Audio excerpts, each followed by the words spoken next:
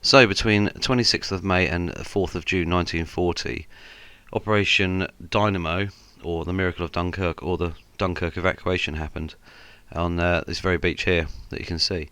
And it was my birthday, and obviously it's a place that we know about, during school and things like that, and I've always wanted to go. So we jumped on the Eurotunnel, my friend Simon and I, and early morning, so we got there for the 5:50 a.m. Eurotunnel train. So loading the cars onto the Eurotunnel, or Lee Shuttle as they know,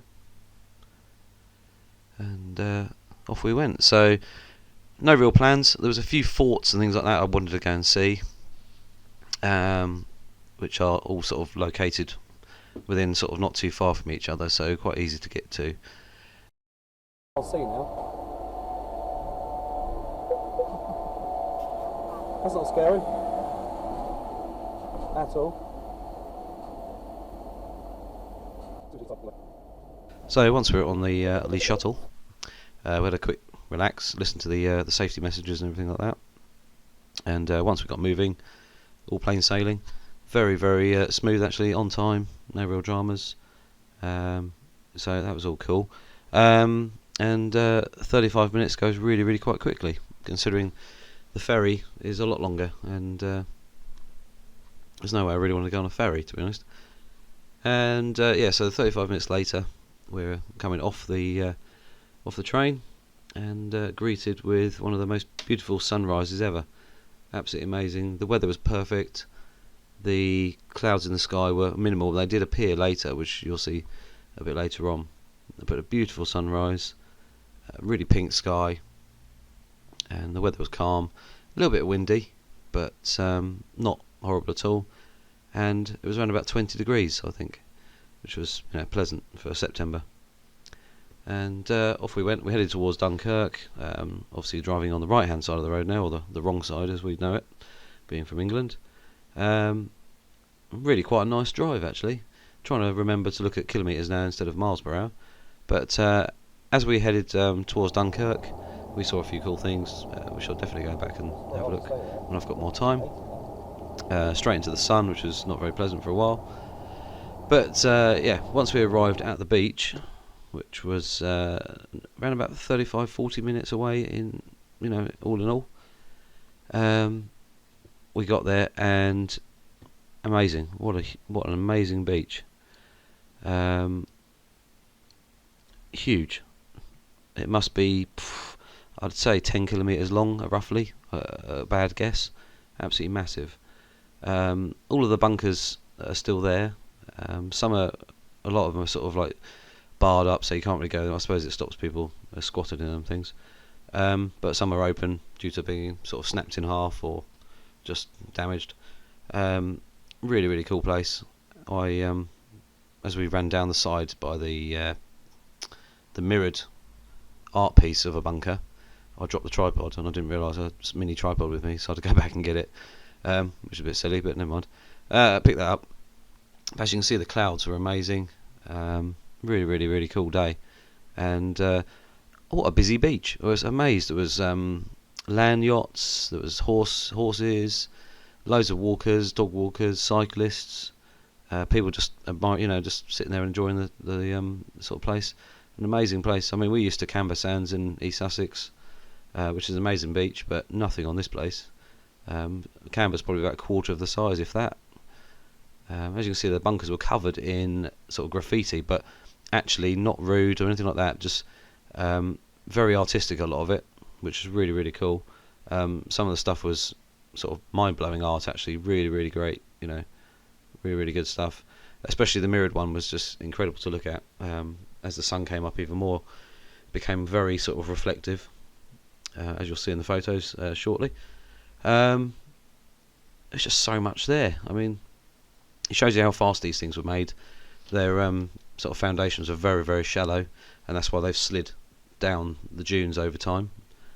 In the wartime, it must have been an incredibly scary place to be. All those gun emplacements and stuff like that, all there, the huge expanse of that beach. It must have been one hell of interesting, but obviously not very nice, not very pleasant. When we were wandering around, we walked up onto the top of the dunes, and there was loads more bunkers and gun emplacements and ammo stores and stuff like that. We found the bat sign, and we were like, "Oh, Batman's cave." But we saw about 3 of these, and we think it's to stop people trying to go into those parts of the bunkers, and obviously bats must roost in there. So what if someone's done is actually cut a bat sign out, and it allows the bats to fly in and out safely, and it obviously live, safely without humans sort of ruining their lives. So that's really good. This is more this sort of like the gun stores or the ammo stores, I believe, at the back, sort of behind the sort of beachfront as such. Like I say, there's some very clever graffiti. Really well done. Like the massive shark there was pretty cool. Then we saw a kestrel flying around. He lives in one of the holes up on the left there.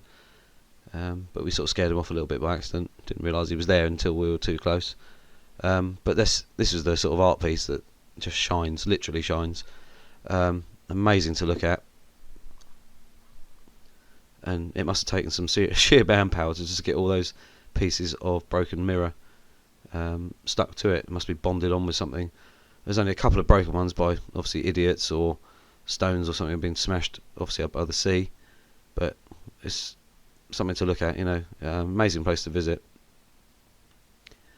But it's the way it refracts light and refracts your image when you're stood there looking at it, and as things change as you walk around, it's quite interesting. But as you can see here, this is one of these sort of shots here are my favourite ones of the day. So you haven't seen everything I've taken, just a mixture of the shots. This one is probably my favourite, the bunker, and as you can see there, it's sort of subsided and broken a little bit there, so it's all cracked on the top. This is a shot from inside one of the bunkers, all shot on the RX-10 Mark IV. I just took that for the day. I didn't take the A7R3. Just shows you how usable the RX-10 is. This shot here was actually 3 images stitched together,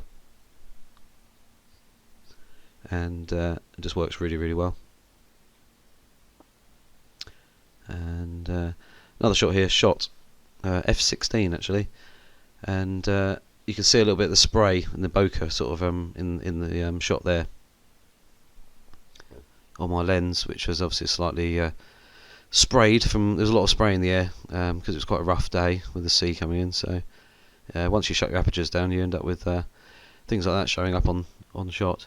This shot here I really like, just the way the angles and everything, and the way the clouds are sort of broken up into the broken mirror. Looks really cool. One of the reflective shots, as you see, the white fluffy clouds were just added to the shots, which was really cool.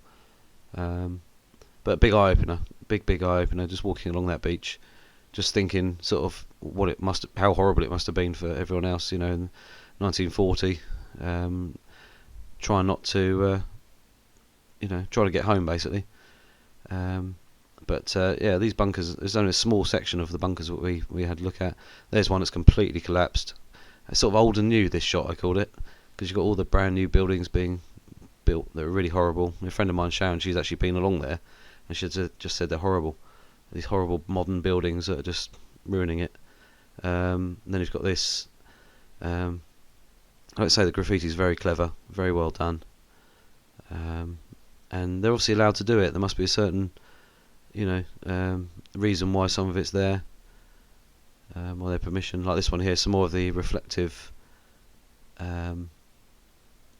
mirror bits that they've made words out of, and there's more around the other side as well. But the sun coming up is still in this shot here, sort of beams of light, which is quite cool. Around the back again, so that's the shark, or part of him. Like I say, all shot the RX-10 Mark IV. Simon there, it looks like it looks like he should have a spray can in his hand. But as I say, it's really, really cool. And that's the bat sign, as we called it. There's 3, maybe 4 of those in different areas around there, so definitely for the bats. Really, really cool though, really well cut. That's the end of the harbour pier, or whatever you want to call it. And actually most of it's destroyed. When you actually look on Google Maps and look down at it, most of it is all smashed up. This shot here, it's actually quite hazy, so when you actually looked at the that boat there, it was quite sort of sort of heat haze. That's zoomed in there on that lighthouse. Looks really quite a cool looking building, really. Quite an interesting one. And then there's a few horses and stuff galloping along the beach. With this person here, really, really cool. And this horse spotted me from miles away. And then he had two. So this one here, sort of, I don't know if you call it galloping or cantering, that one. But he's along the beach there. The tide was coming in very quickly. So they made the most of that quite sort of briskly as such. And yeah, it worked really well. So that's at 500 frames per second. Land yachts. There was about 20 of them on the go at once, I think, at one point. I'm not sure how much fun that is, but you know. And then just some of the bunkers there. Just shows you sort of more sort of video there of what it's like. And this is the zoomed in on those buildings, just panning back out and showing you how large that beach is.